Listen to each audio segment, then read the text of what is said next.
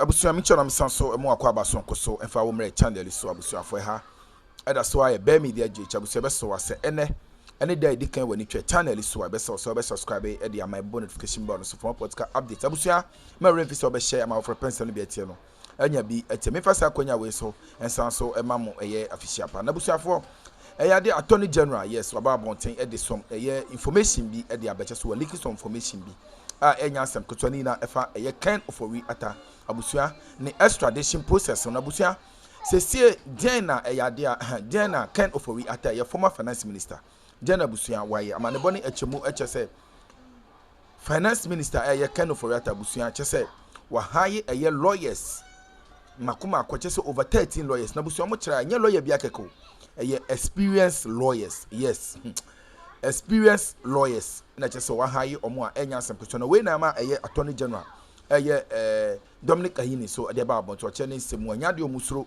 yes omo ensuro eye de omo ebe face eye Ken Ofori Atta lawyers and experienced lawyers wakofa omo no omo ebe face eye Ken Ofori Atta na omo efesi Ken Ofori Atta enso ewie ewo eye this extradition process ni mu a process na omo di obia efam no sa process na omo de eye Ken Ofori Atta ebefam omo ni eye special process bi a chese omo de obi efam ni edubu ahemu efam no sana eye Ken Ofori Atta ebefam na buso we de ma meka so pese yakone kwotie ensem ni mu ankasa enkyire mu ye yes ebia na mehu ne ka pese yakone tie ni ye na ye tie ase se na ebe ya busua ebetumi akire ya adwen ewo eye comment section na busua msa so ema mo eye official pa hada so ebe media gh subscribe the notification bell so for more podcast updates yeah that's it. He will not be treated unfairly. You know, he will go through due process and be prosecuted just like any other person, just like Kobina Edubohin or Hanan or any of the persons that I have filed charges against. Now, Hanan, you asked you asked two questions. The first one is about how soon. I just wrote how soon, but I think I have forgotten precisely the question that you asked. Okay, yeah, so I have answered that aspect. Now, you also talked about some contradictions arising out of the court proceedings. I have stayed away, and deliberately and ethically so, from commenting on the pending proceedings. My approach or strategy is always to inform the Ghanaian public, my fellow citizens, of what I have found in the investigations. I have never pronounced anyone guilty prior to filing charges. All right? And despite what anyone says, all right, I am not going to stop accounting to the people prior to filing charges. That, for me, is the best way to tell the people the steps you've taken, the results you've obtained, all right, before you go and file charges. So I'm not going to abandon that strategy. And I can tell you from where I sit, there was no contradiction. Okay? Whatever happens, $7 million were transferred. Nobody is fighting. Nobody is saying that $7 million were not transferred. All right? From the public BNC into the private BNC. $7 million. The evidence is solid. The day my investigator takes the stand, you will see from his witness statement the documentary evidence, including bank transfer, advice. Okay? Advice slips that show that $7 million was transferred. Counsel for Edubohin, the Honorable Attachia, spent a lot of time cross-examining on the exchange rate. And that is where this whole issue about whether it was 7 million, it was 49 million, or it was, whatever. $7 million were transferred. All right? So the exchange rate for me is of no moment as far as my case is concerned. And ladies and gentlemen, take it from me. Even if I succeed in proving that one cedi, okay, Hanan, listen to me. You ask the question. Even if I succeed in proving that one cedi of public money was stolen, I have made my case. So this whole debate about how much was transferred or not is of no moment to me. From a purely criminal law point of view, it is of no moment to me. All right, the judge is not going to strike my case, throw my case out because I have not proven that exactly 49 million was stolen.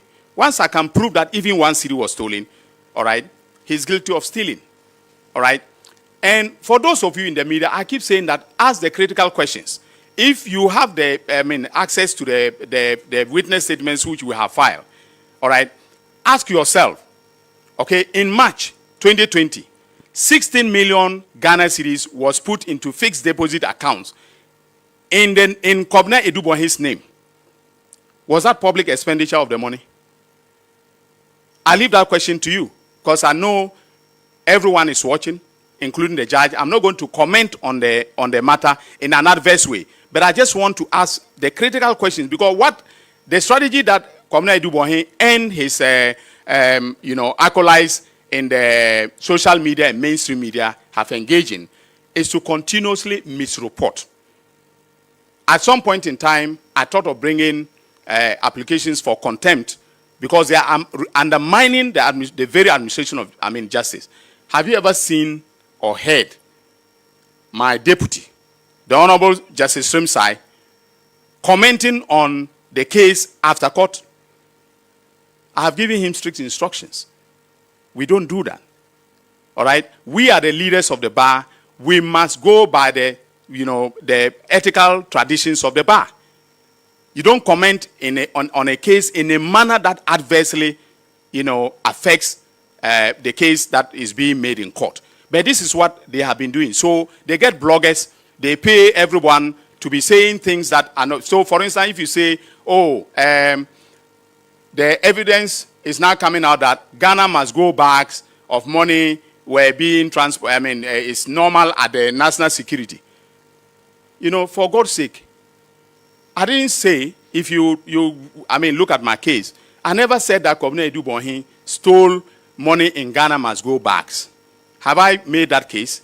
So what is the relevance of the Ghana must go bags argument? All right, I leave it to you, to your judgment. But if you look at my case, there were bank transfers. And I also have evidence of how the money was spent. Okay? How the money was spent. From March 2020 to August 2020, he had finished spending the $7 million. Whether you are whatever exchange rate of exchange you are using, the money was finished. And I have all the bank details, including transfers of 200,000, 100,000, who took it and what. I have all of that. All right? So please, the media, ask the critical questions of them. Because I have briefed you, I have briefed Ghanaians, I have made my case, to the Ghanaian people. All right? Nothing has contradicted the evidence that I have presented. And mind you, there is no way that I, given my years of professional experience, will come and tell the Ghanaian people one thing when I do not have the evidence to prove it in court. All right? So you watch the space. When my investigator takes the stand, you will understand very well the case that we've made in court. And from all the cross-examination, I don't see anything that is relevant or damaging to the case that I have made in court.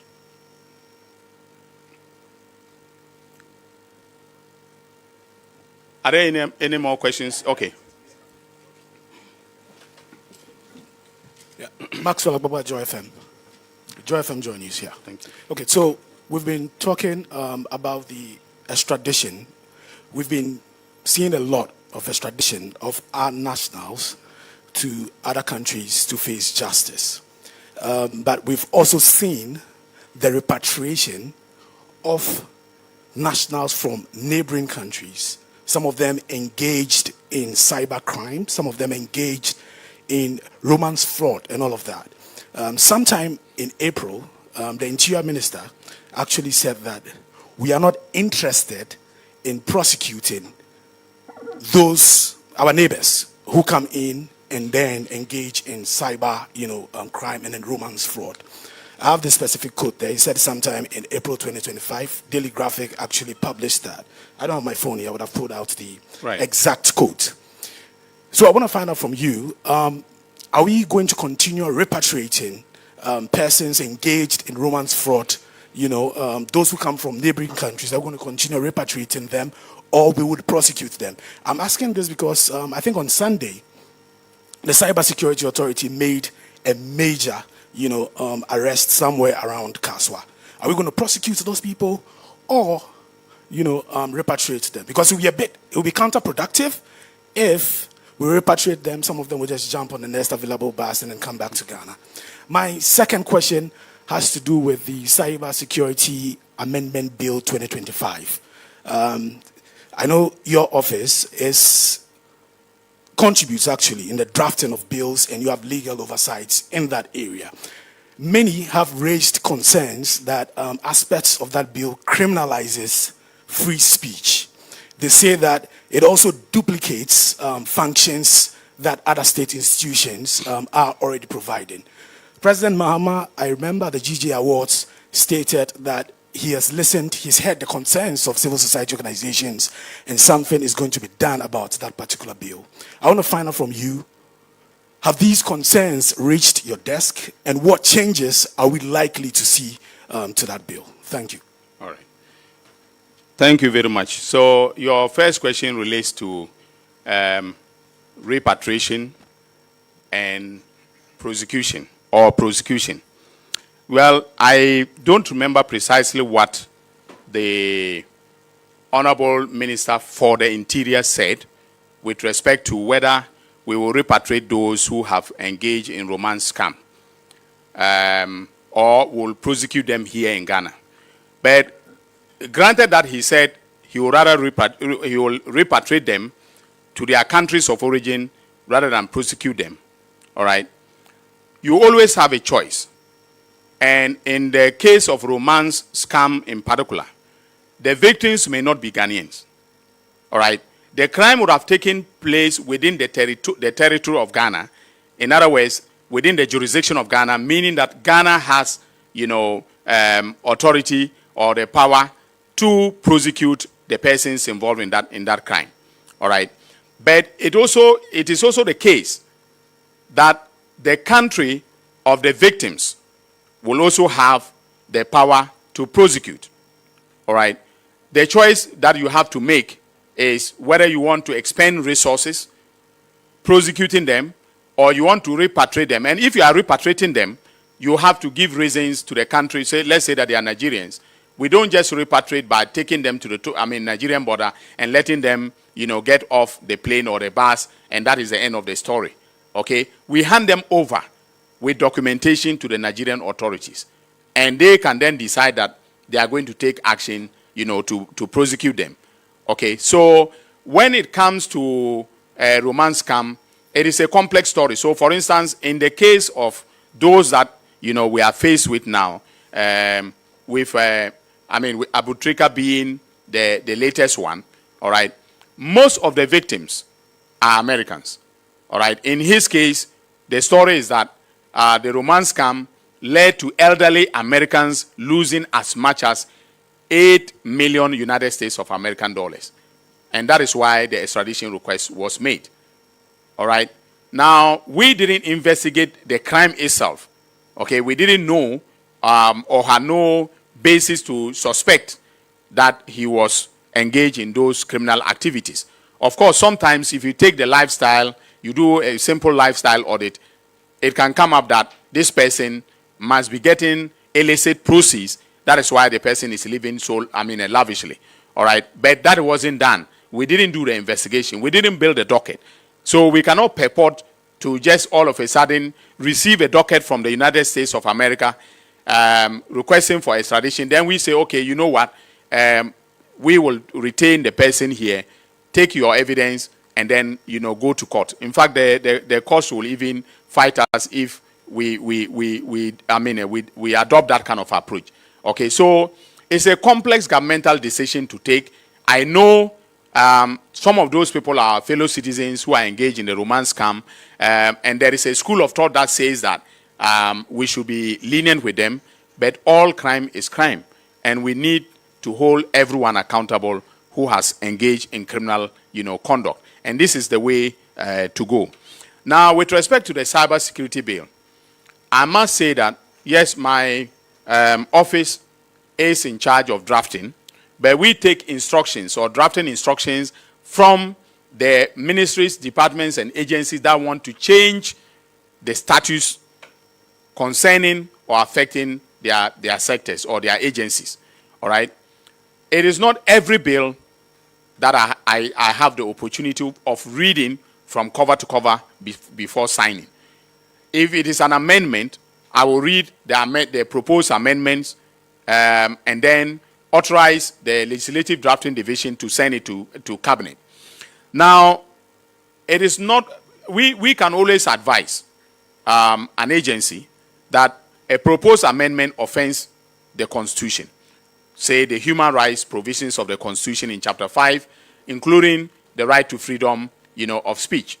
All right, but where it is debatable, we defer to the ministry that is bringing the proposed amendment. So in this particular case, the bill has been laid. The bill is now the property of the Parliament of the Republic of Ghana. Civil society organizations and individuals have made the case that certain aspects of the bill offend the Constitution, particularly the provisions relating to freedom of speech. I believe that Parliament will listen. I believe that there will be proposed amendments by committee members and by during the plenary, the consideration stage of the plenary, amendments will be proposed. And I believe that ultimately, okay, some of the deleterious provisions that have been complained about will be refashioned in a way that will conform to the Constitution.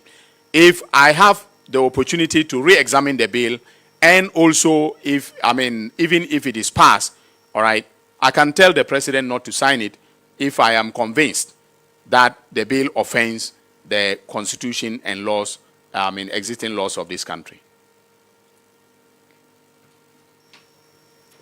Good afternoon. My name is Emmanuel Romeo Tete, and I report for Ahoto FM. AG, please, I want to know what will distinguish your tenure from that of your predecessors in terms of justice delivery and the rule of law. And secondly, at the end of your tenure, what single reform will you want Ghanaians to remember you for? Thank you. Well,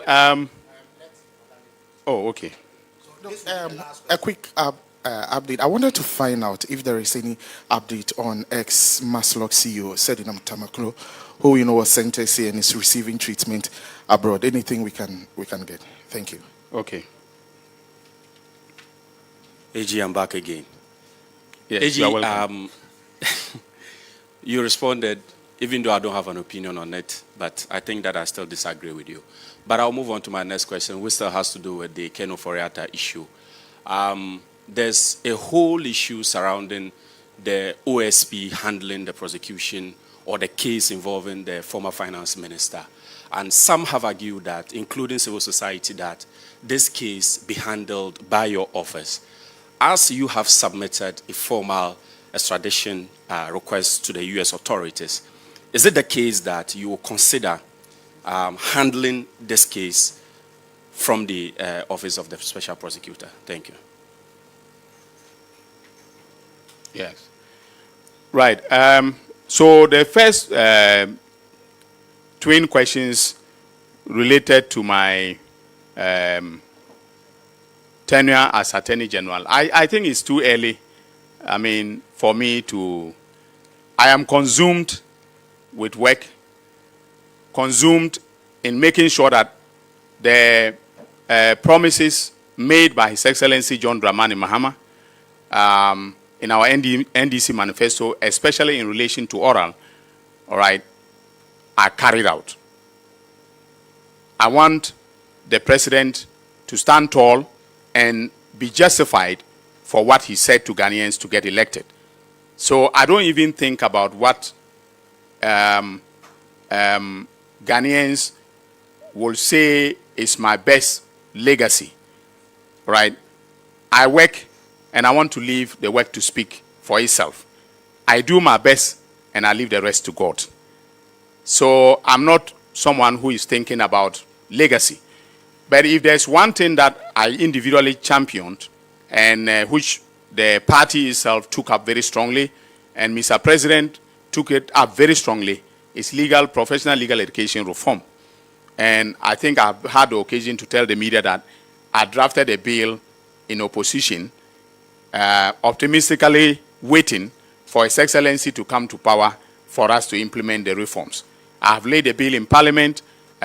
We just had a meeting with the General Legal Counsel where I did a presentation of the new reforms that are contemplated by the bill.